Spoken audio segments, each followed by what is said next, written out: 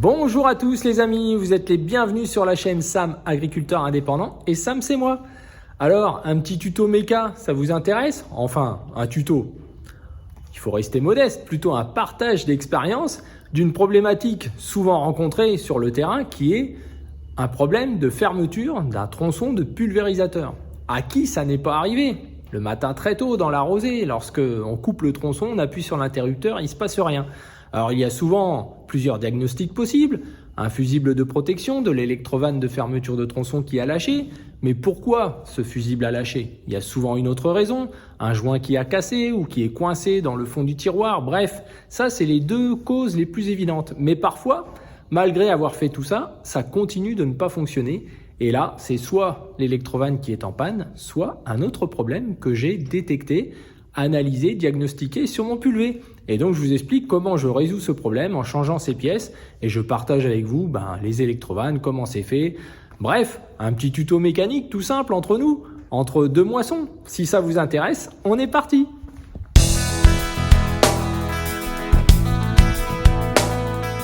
Donc du coup ce matin c'est mécanique puisque j'ai enfin reçu mes pièces de pulvérisateur. Alors mécanique, vous affolez pas, rien de bien compliqué, mais je pense que ça peut être utile de le partager puisque c'est quelque chose qui ne m'était pas arrivé encore en 13 années d'utilisation du pulvé, même si j'ai déjà eu des problèmes sur les électrovannes de tronçon, puisque c'est ça dont il va s'agir, un problème de fermeture de tronçon. Donc je suppose que c'est au moins arrivé à certains d'entre vous, au moins une fois, dans l'usage de son pulvérisateur.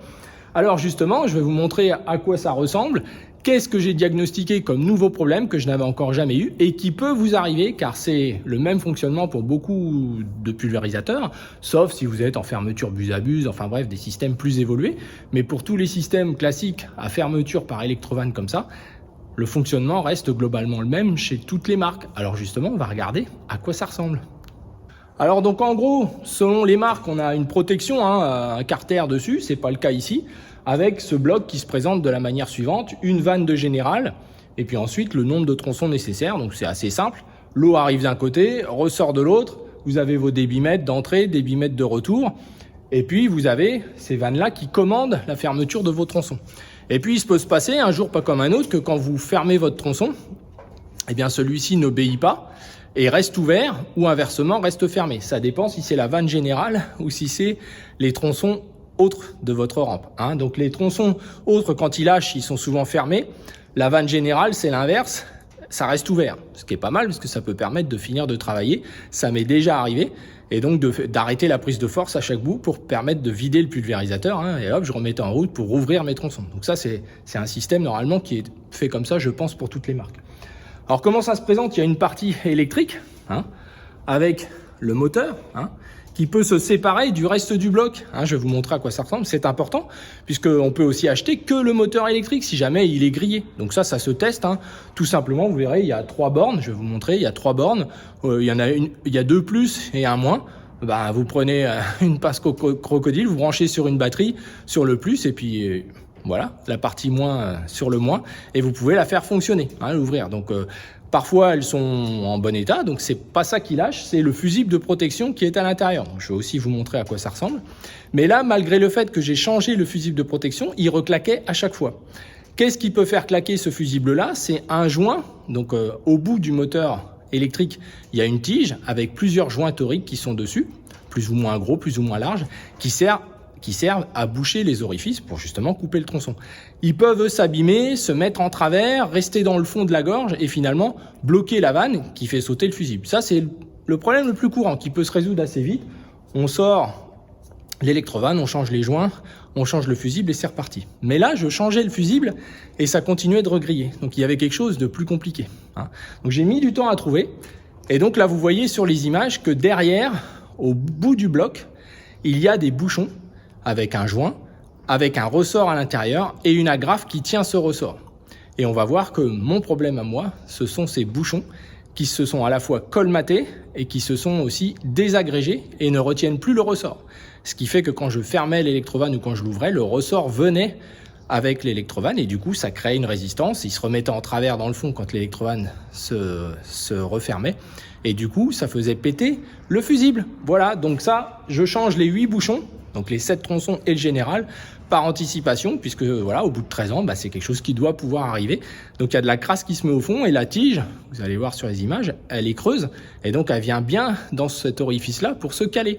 Et finalement, là, elle pouvait plus pénétrer comme il faut. Et d'ailleurs, ça se voyait puisqu'en remettant les blocs électrovannes, on appuie dessus pour les enfiler et on met une agrafe pour les maintenir. J'avais du mal à bien l'enfiler à fond. Donc c'est ça qui a éveillé mon soupçon qu'il y avait autre chose.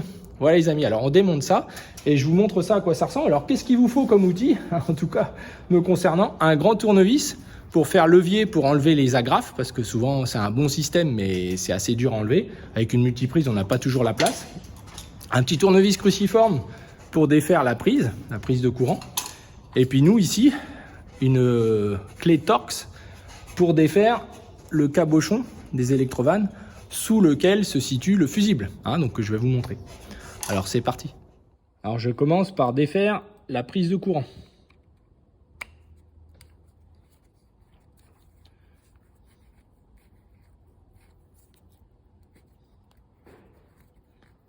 Voilà, qui est juste fiché comme ça, toc.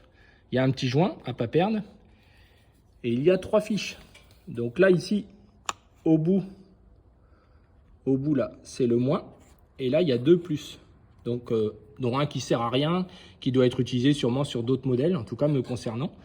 Donc, ça veut dire que si vous voulez tester l'électrovanne, vous la sortez, je vais vous montrer comment. Et vous pouvez savoir si la vanne fonctionne ou pas. Donc, pour sortir l'électrovanne, on va devoir relever cette agrafe là, ici, l'agrafe qui est là, la soulever. Donc là, c'est là que je prends un tournevis et que je fais levier ici. Voilà. Donc, c'est le plus simple. Ensuite, on la sort comme ça. Alors, j'ai qu'une main, donc c'est pas facile. Et puis là, voilà.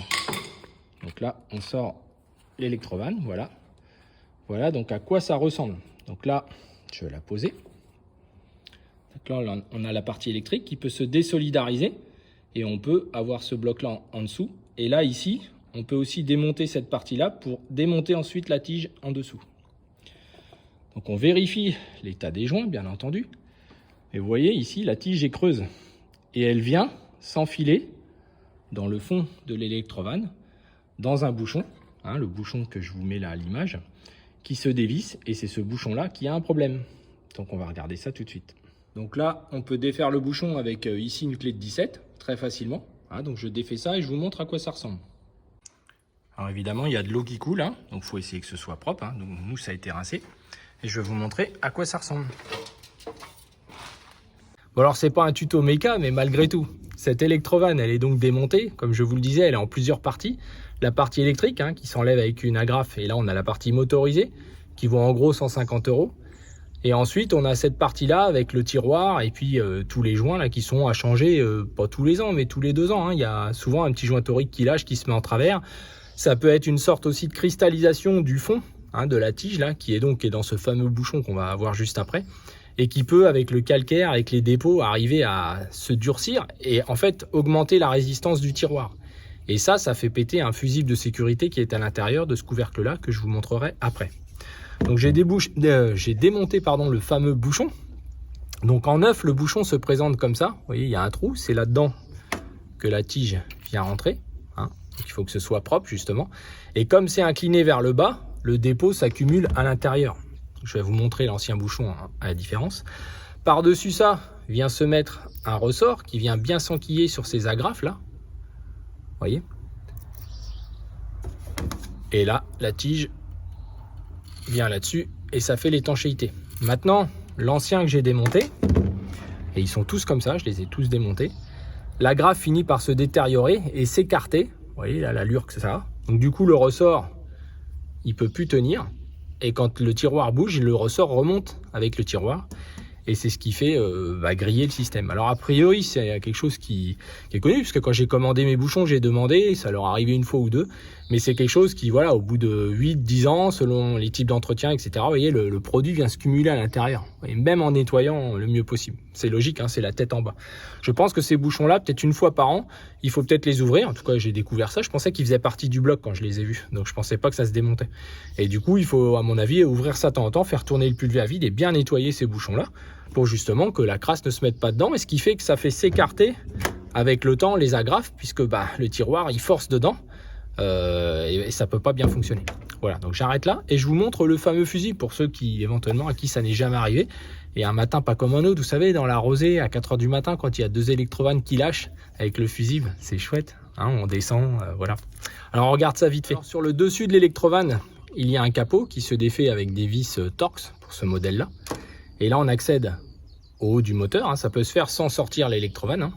Mais en général, si vous pétez un fusible, il y a quelque chose. Soit ce joint torique qui s'est mis en travers, soit autre chose, comme le bouchon qui peut être plein. Voilà, donc le fusible est là, c'est un 3 ampères, on le change. Mais en général, on vérifie, on la sort quand même, parce que c'est qu'il y a quelque chose qui s'est passé, hein, si on casse un fusible. Et ce que j'aurais dû voir depuis toutes ces années, c'est que de temps en temps, si on pétait le joint, ou si on pétait un fusible, on voyait que c'était encrassé là sur le bout, mais c'était aussi le bouchon qui commençait à s'encrasser et à s'abîmer. Donc je pense que c'est important peut-être de défaire ces bouchons-là une fois par an, hein, comme je le disais. Attention, le filetage est en plastique, là c'est de l'aluminium ou de l'acier, mais par contre cette partie-là est en plastique, donc bien refilter ça bien droit, parce que pas abîmer votre bloc, parce que là un bloc, c'est plus le même budget, même si les modules s'enfilent les uns dans les autres. Voilà, donc c'était... voilà, sans aucune prétention, juste vous dire pour ceux qui n'avaient jamais vu, en tout cas moi je ne le savais pas, que ce bloc-là, ce bouchon-là pouvait se démonter. Voilà, donc là ça va rouler nickel et je devrais plus péter de fusible. Alors évidemment j'ai changé les ressorts aussi, c'est pas une obligation mais j'ai préféré le faire parce que pour une fois c'est pas exagéré. Et puis les joints toriques bien entendu. Alors maintenant je remonte ça, puis après on va peut-être aller en moisson, hein, en fin de matinée ou début d'après-midi. Allez, en route. Alors pendant que j'y suis, je vais quand même vous montrer comment séparer le moteur des autres parties. Car une fois qu'on a enlevé la graffe ici, ça ne se sépare pas pour autant, puisque cette tige-là est vissée à l'intérieur du moteur, hein, donc c'est vissé dedans. Mais on n'a rien pour pouvoir dévisser la tige. On a un petit pas de vis là hexagonal, mais c'est une clé du 4 où c'est impossible de faire, et ça ne va que séparer cette partie-là de celle-ci. Pour en fait dévisser complètement la tige, il faut, vous voyez, appuyer ici sur le ressort là, très fortement, hein, donc c'est pas facile, et enlever la demi-lune qui est au-dessus de la rondelle. Je sais pas si vous voyez, au-dessus il y a une petite rondelle comme un circlips, hein, qui empêche l'ensemble de se barrer. Donc on enlève cette demi-lune là, du coup ça nous libère le joint, le ressort, tout ça on peut l'avancer jusqu'à cette tige là, et là on accède à un pas plus important qui permet avec une clé de bien desserrer ça gentiment, faut pas forcer bien sûr, et de séparer l'ensemble, ce qui vous permet de n'acheter que le moteur si jamais le moteur est un peu faiblard. Le moteur se teste comme je le disais, on a 3 fiches là. De mémoire, celle-ci c'est la terre et ces deux-là c'est des plus. Voilà, donc on en choisit un des deux. Hein. Et puis voilà, ça fait fonctionner avec une batterie, hein, puis vous testez ça et donc voilà. Moi j'ai changé une des électrovannes parce qu'elle était un peu faiblarde, mais je diagnostique que je pense que je pourrais encore m'en servir, que c'était surtout ce système au bout là qui faisait de la résistance et qui faisait peiner et que ça rentrait pas bien à l'intérieur de ce fameux bouchon. Voilà, je crois que vous savez tout, cette petite partie là à mon petit niveau. Je pense que ça peut vous être utile, hein, je pense. Allez, la suite. Alors pour les bouchons, on sert ça light, hein, les amis. C'est un filet en plastique, donc dès que vous sentez une petite résistance, on en reste là. Il y a de toute façon un joint torique pour assurer l'étanchéité. Alors ensuite, de temps en temps, une fois par an, je pense qu'on peut le défaire, ce bouchon-là, enlever les électrovannes et nettoyer avec de l'eau claire, nettoyeur haute pression, en ayant enlevé les bouchons pour bien nettoyer le bloc. Je pense que ça peut être une bonne solution. Alors ensuite, pour le montage de la vanne, faut bien la positionner. Moi, je mets un tout petit peu de graisse sur ce petit joint-là, qui vient donc s'encastrer dans le logement, là, ici. Voilà, donc le joint, là, il vient au contact en bas du logement. Donc vous appuyez suffisamment fort pour pouvoir mettre la graffe ici à la main sans devoir taper dessus. Car si vous forcez, avec les années, vous allez abîmer les gorges là, qui sont ici. Et du coup, ça ne fera plus étanchéité. Et vous aurez gagné le fait de devoir changer ce petit bloc en L là. Donc vérifiez bien ça. De toute façon, en mécanique, quand on doit forcer, c'est jamais bon signe. Voilà, donc après c'est fait. Et donc je changerai l'ensemble de tous les bouchons restants. C'est une opération qui va me prendre une bonne demi-heure. Donc ça en vaut la chandelle. Voilà les amis. Fin du tuto méca. Alors, petite précaution les amis, il n'y a pas de bouchon sur la vanne principale, puisqu'en fait elle est plus courte. Il n'y a pas la tige plus longue, creuse, qui rentre dans le petit bouchon. Donc il n'y a pas besoin de commander un bouchon pour cette vanne générale, ce que je n'avais pas fait attention. Mais bon, c'est pas grave, j'en aurai un d'avance parce que ce sera quelque chose à contrôler, je pense, de manière régulière. Voilà, donc ça c'est fait, on passe à la suite.